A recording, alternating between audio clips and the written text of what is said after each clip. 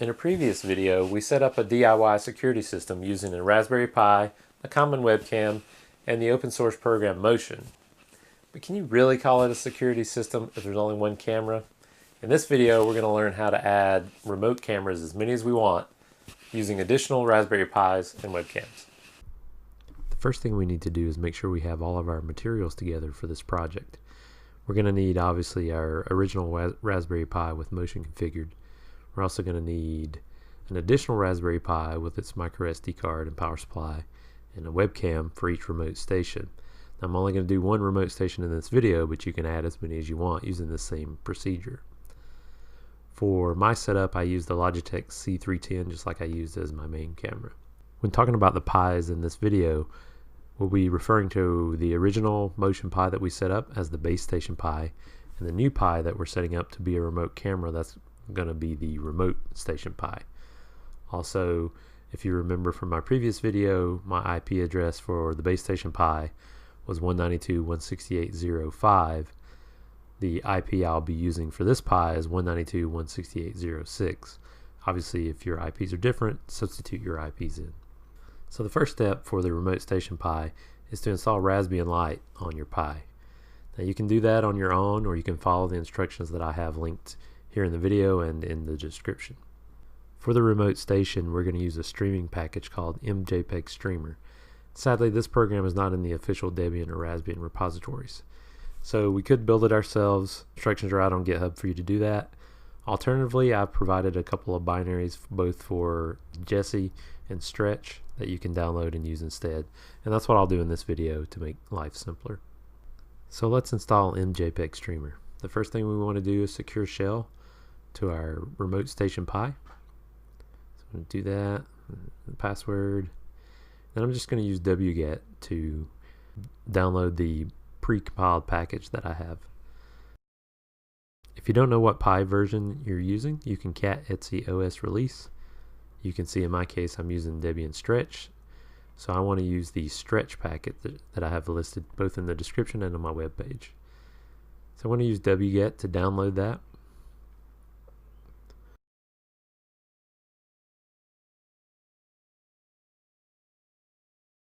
It's a good idea to SHA-256 check the package just to make sure that the package you downloaded was the actual package that was uploaded. Just a security feature, safety check. So let's install libjpeg8, which is a dependency for this package. Okay, once that's done, we will install the package that we just downloaded. In my case, mjpg streamer for Stretch.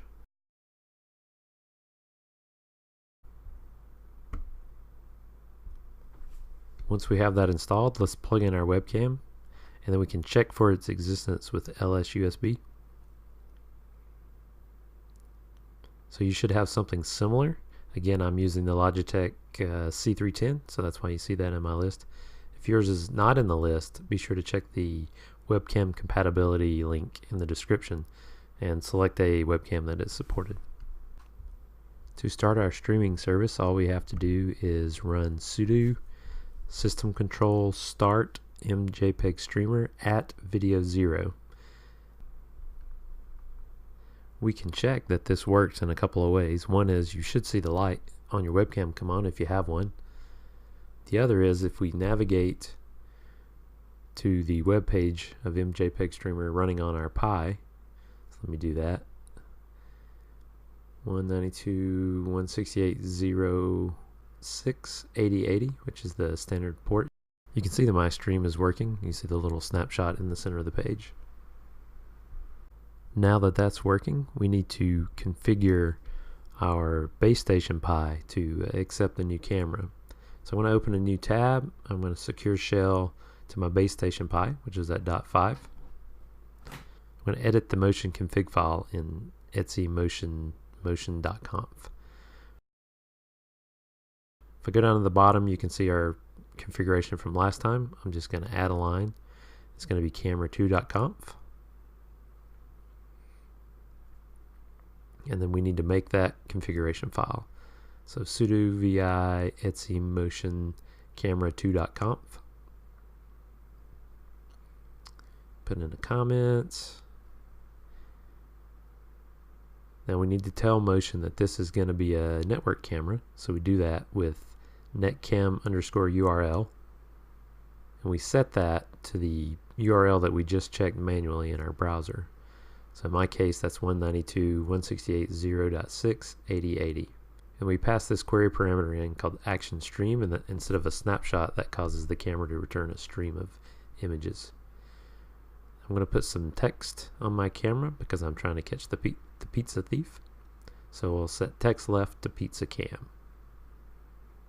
Obviously this could be whatever you want for yours. Save that. So now we just need to restart Motion. We'll do sudo system control restart Motion.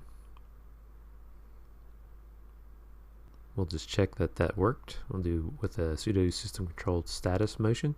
You should see something like this. It says that Motion is active and running, and you just press Q to get back to your command prompt.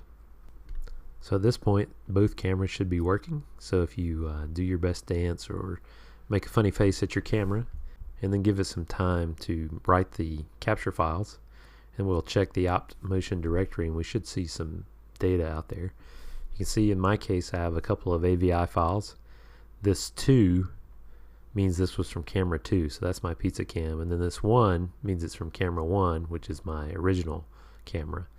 So you can see I'm recording motion events from both cameras. So we have a 2-camera setup already. That's pretty simple, straightforward. If we stopped here, we would have to, every time we restarted our system, we'd have to log in and do the start command to start mjpg streamer. So what we really want is for the system to just automatically come up and start mjpg streamer on boot. Unfortunately, that's pretty simple too. All that we need to do in that case is a sudo system control enable mjpg streamer at video 0. This just enables mjpg streamer to start at startup, and we don't have to do any other interaction. We just boot it and let it go. So there you have it. We've added a remote camera. You could do this with any number of cameras that you want. Personally, I've tested up to 4, and the Raspberry Pi handled it fine. If you do more, be sure to let me know how it works. That's all for this video. Thanks for watching.